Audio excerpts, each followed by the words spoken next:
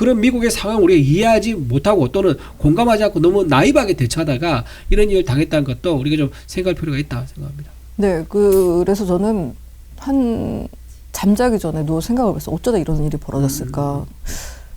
이재명 대통령이랑 트럼프 대통령이랑 만났잖아요. 네. 그게 합성 사진이었나? 네? 안 만난 건가? 내가 속은 건가? 만나서 이 문제를 왜 풀었지? 몰래 카메라야 이거? 그러니까 이거 지금 가짜였나? 뭐 이런 생각이 드는 거예요. 네, 만났어요. 그게 1년 전 사진도 아니잖아요. 그렇죠. 예, 불과 또 왜 만났지? 도대체?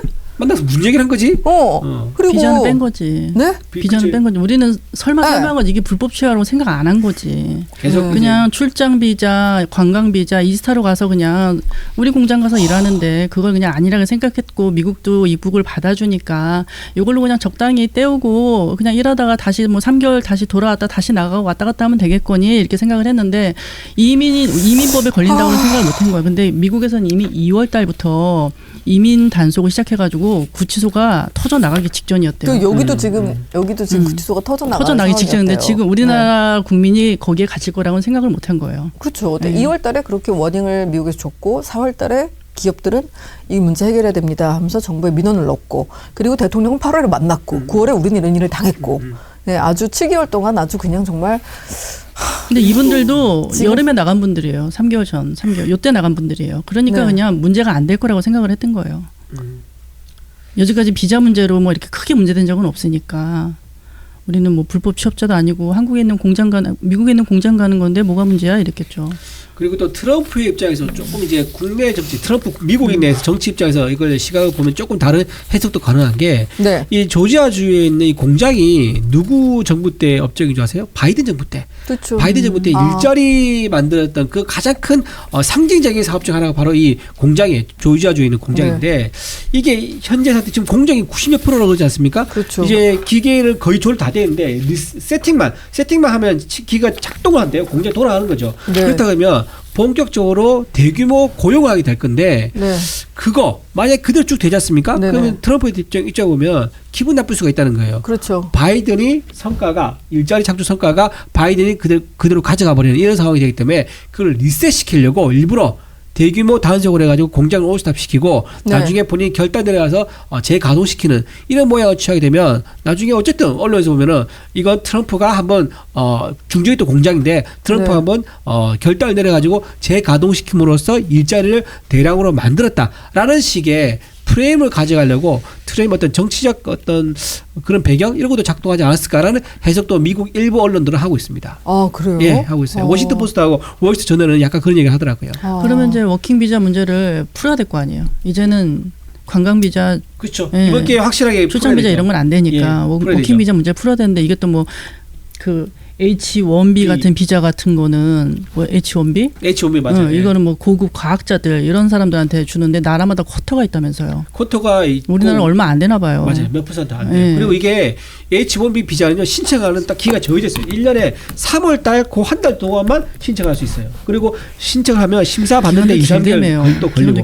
그러니까 기업 같은 입장에서는 뭐 가을에 갑자기 일이 생기는 거 아니에요. 그러면 내년 봄에 기다리다가 그걸 이제 받아서 갈 수 없는 거예요. 그러다 보니까 이제 아까 말한 그런 방식으로 이스타가 많았대요. 이스타가 많았대요. 전자여행 허가로 가는 거죠. 저 그 여론조사 좀 보여주세요.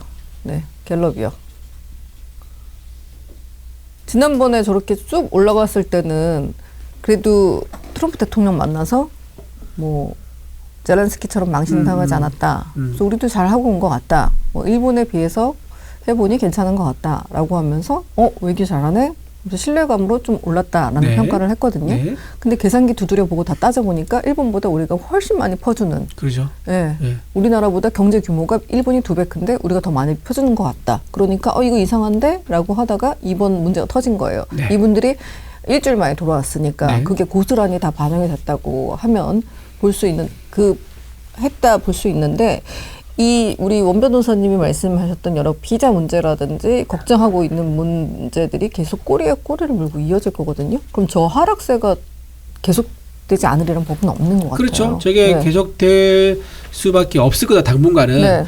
더군다나 지금 조금 있으면 이제 정기국회 열리는데 정기국회 열리면요. 기본적으로 여당이 잘못한 점을 다 드러내는 게 정기국회예요. 외통위부터 난리 나겠네요. 그렇죠. 외통부터 네. 하고 산자위도 난리 뭐 LG 나죠. 부르고 뭐 한도 부르고 그렇죠. 뭐, 예. 네. 그런 식이 되게 돼버리면은 그리고 또 통일부도 얘기 나올 거예요. 왜냐면 이미 전선제 갖는 거 네. 거기에 대해서 무슨 판단으로 간 거냐. 왜냐하면 지난번에 박근혜 전 대통령이 전선제 간 거는요. 지금 전선제 간 거는 완전히 다른 얘기입니다. 당연하죠. 왜 그러냐면 박근혜 전 대통령은 그때 중국을 지렛대 삼아가지고 북핵 문제를 해결하려고 전선제에 참전했던 거예요. 전선제에 참가를 했던 그렇죠. 거예요. 네. 근데 지금은요. 전혀 그런 상황이 아니에요. 가서 북핵 문제를 해결하는 게 아니라 북핵 문제를 인정해주자. 두 나라를 인정해주자는 게 지금 이재명 대통령의 기본 방향이거든요. 그럼요. 그렇기 때문에 중국 전선제에 참여한다 해가지고 지렛대 삼을 수 있는 사안이 아무것도 없었던 거예요. 그냥 단순히 정말로 축하해주기 위해서 갔다로밖에 해석이 안 되는 거예요. 갤러리? 그렇죠. 그렇죠. 그러니까 트럼프 입장에서는 그걸 뭐라고 보겠습니까? 양다리가 보는 거예요. 그렇죠. 우리 대변인 말씀은 ICBM의 기술 네. 그리고 핵 보유를 했느냐. 그래서 하노이 회담과 그다음에 싱가포르 회담 전후에 참석하느냐. 네. 그리고 그 후에 참석하느냐는 다른 거죠. 그렇죠. 북한의 완전 위력이 다르죠. 있는 상황에서 네. 갖춘 상황에서 만나는 건 지금 근데 선거는 있대요. 악수하는 것 자체가 성과라고 하죠. 네. 그런 성과가 있는데 다시 한번 갤럽 지지율을 보시겠습니다. 갤럽 지지율이 한번 쭉 빠졌을 때가 있는데요. 그때는 언제였죠? 바로 조국 사면했을 때였죠. 그렇죠. 50년? 네. 그러면서 예, 우리 그 이준우 대표님께서 조국을 가장 네. 전문가라고 할 수 네네. 있잖아요. 우리나라 네. 전문가 1호, 뭐 거장이라고 하실 수 있는데 조국님께서 드디어 비대위원장이 되시고 입장을 밝혔어요. 피해자들에 대한 근거 없는 비난에 당이 단호하게 대처할 것이다. 2차 가해 방지 대책 마련을 지시했어요. 그러니까 이것도 역시 조국님이 계속 활동하겠다라는 뜻을 그렇죠. 강하게 밝힌 거거든요. 그렇죠. 예. 그 정도 사인이에요, 이거는. 네. 그럼 이재명 대표 지지율 또 떨어질 수밖에 없어요.